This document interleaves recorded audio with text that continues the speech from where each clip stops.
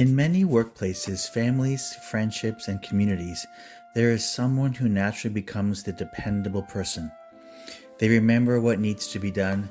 They notice when someone could use a hand. They step forward when plans become complicated, help settle disagreements, and make sure important details are not overlooked. Being dependable can be a meaningful quality. It can bring people together, strengthen relationships, and help groups move through difficult moments. But there can also be times when helping becomes so automatic that one person begins carrying more than their share. The extra task is accepted without much thought. The schedule is rearranged. A personal plan is postponed. Another person's concern becomes the first priority. None of these choices are necessarily a problem on its own. Most of us make room for other people at different times. The question is whether helping remains a choice or gradually becomes an expectation. At work, the dependable person may become the one everyone approaches when something needs to be completed quickly. In a family, they may be the person who organizes gatherings, remembers appointments, follows up with relatives, or helps settle disagreements. In friendships, they may be the one who listens, makes the plans, and keeps the connection going. Over time, these roles can become familiar. Other people begin to rely on them, and the person may begin to rely on the role as well. Being helpful becomes part of how they participate. It becomes part of how they understand their place within the group. This pattern does not usually develop through one large decision. It grows through repetition.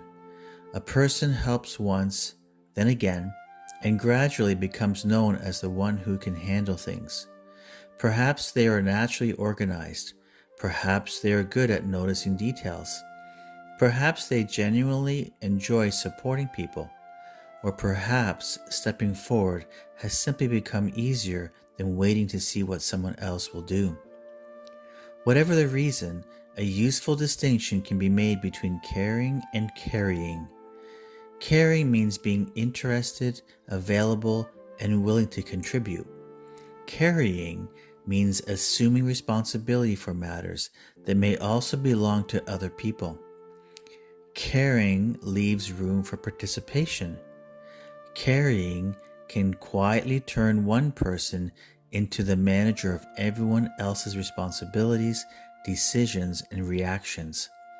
Finding a better balance does not mean becoming distant or unhelpful. It simply means becoming more deliberate about what we agree to take on.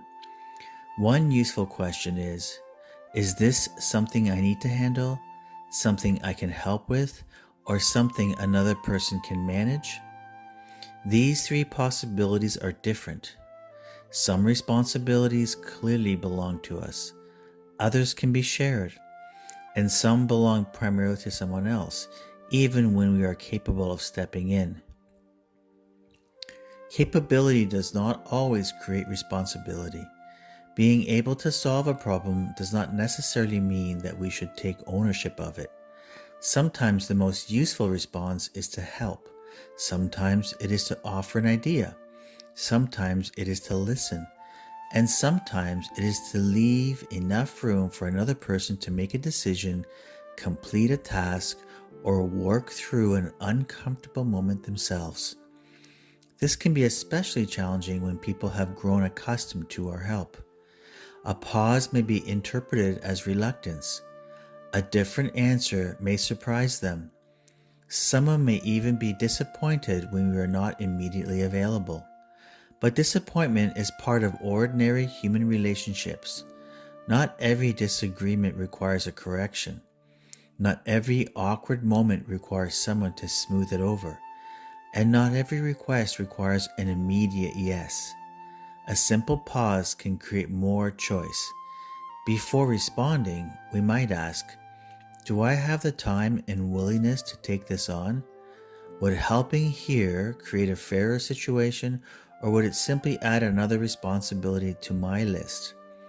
Am I offering support, or am I taking over? These are not questions about becoming less generous. They're questions about making generosity more intentional.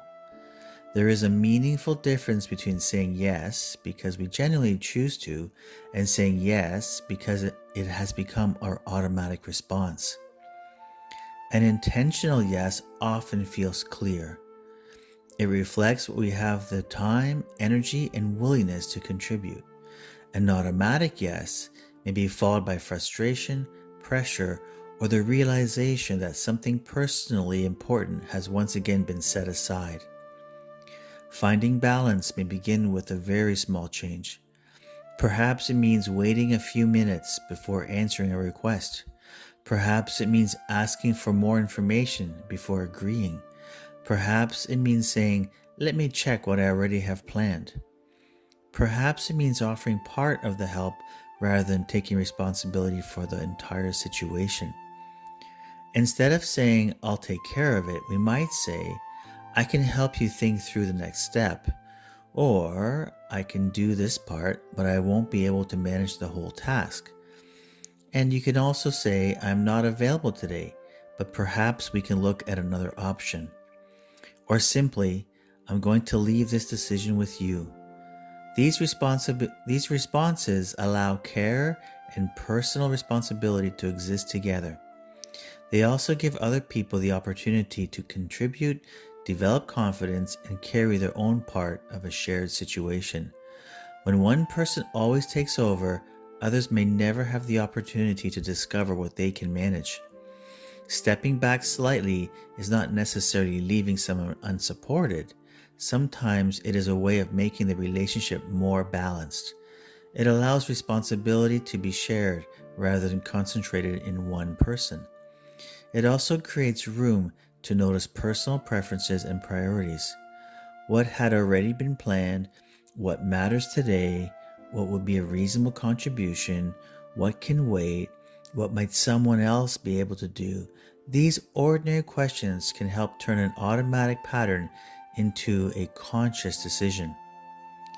There will still be times when helping extensively is appropriate.